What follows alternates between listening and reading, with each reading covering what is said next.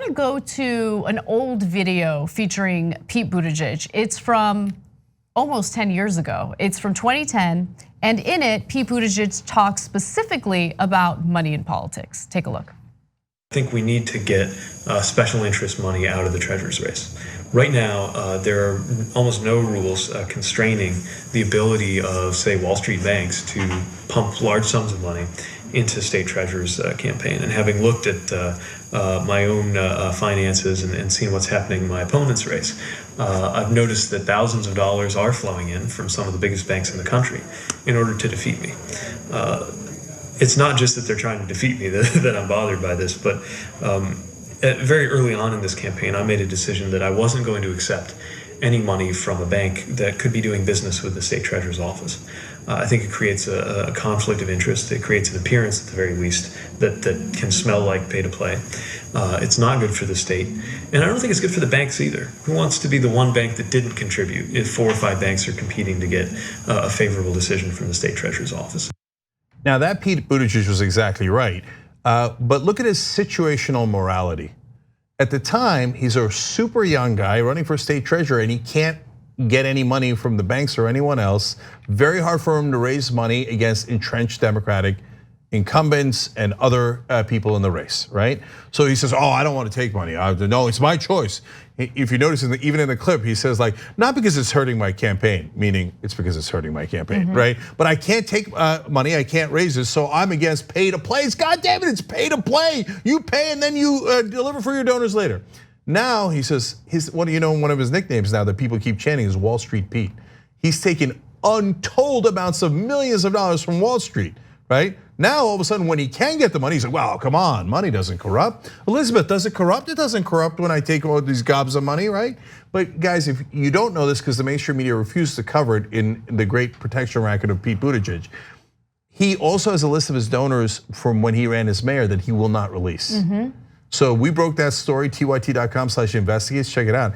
And then later, Jonathan Larson, our managing editor, broke another story where it turns out cops in South Bend, racist cops in South Bend, were calling one another saying Pete Buttigieg's donors are gonna make sure that we fire the black police chief and white people are gonna be back in charge. And Pete Buttigieg has been hiding those tapes. His lawyer has those tapes, knows those tapes, won't release the tapes either. Situational morality. Yeah, exactly. Look, one thing that I will say, like I've been critical of Warren when it comes to how she's moved to the center on certain things, especially Medicare for all. However, I give her credit and I give her campaign credit for going after Pete Buttigieg's funding and going after the whole wine cave thing. Remember, all of this talk about corruption and money in politics is because Buttigieg and Warren have been feuding over the corruption issue. And so she did a great job with that, and I love the fact that the media has followed suit, in this case with Axios getting the scoop on this email. And guys, another dynamic you don't know is this, so the media hates talking about corruption and money in politics, and a lot of those same donors give ads to these same companies, okay? But that's why they will never ask that question unless a candidate brings it up. That is why when Elizabeth Warren mentioning the wine caves was so important, because the media was never ever going to bring it up unless one of the candidates did. And Warren had the courage to do that. And it's not just that moment.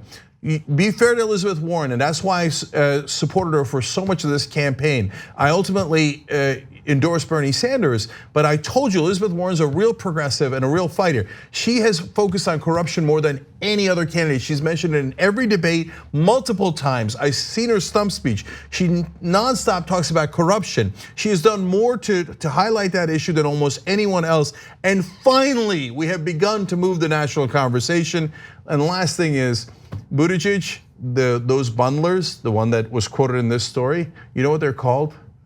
They're the investor circle. So brazen. They're basically investing into Buttigieg, hoping to get a return. That's how brazen it is. And until Warren mentioned it, none of the national media ever covered it. So luckily now they are. So this is great. Keep it going. Do more stories on this on all the politicians. They all take the money. Thanks for watching the Young Turks. Really appreciate it. Another way to show support is through YouTube memberships. You'll get to interact with us more. There's live chat emojis, badges.